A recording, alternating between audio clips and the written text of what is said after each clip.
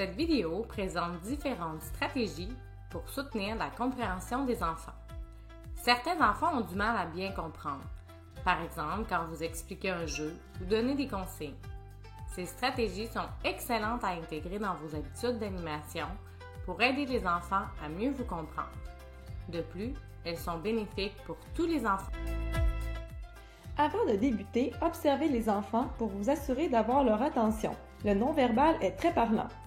Il est inutile de débuter l'explication d'un jeu si les enfants sont distraits ou parlent entre eux. Certains moyens peuvent être mis en place afin de capter et maintenir l'intérêt des enfants. Tout d'abord, lorsque vous devez donner des consignes aux enfants, installez-vous dans un endroit où il y a peu de distracteurs visuels et auditifs. Par exemple, évitez de vous placer près d'un groupe d'enfants qui jouent. Préférez alors un endroit calme.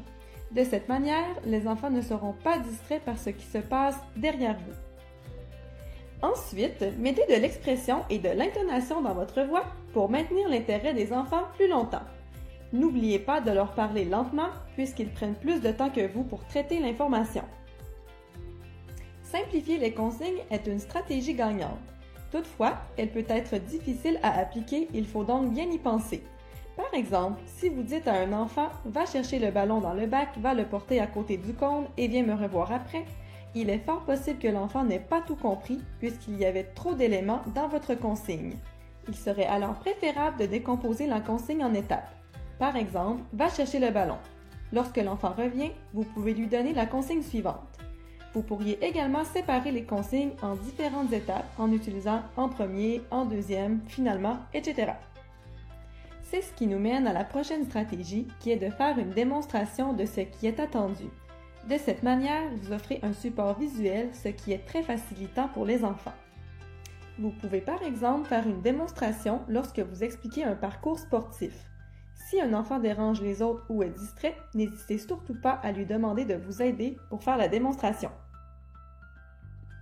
Il est important de vérifier ce que les enfants ont compris à la suite de l'explication d'un jeu. De cette manière, vous validez leur compréhension et offrez une deuxième explication pour ceux ayant moins bien compris.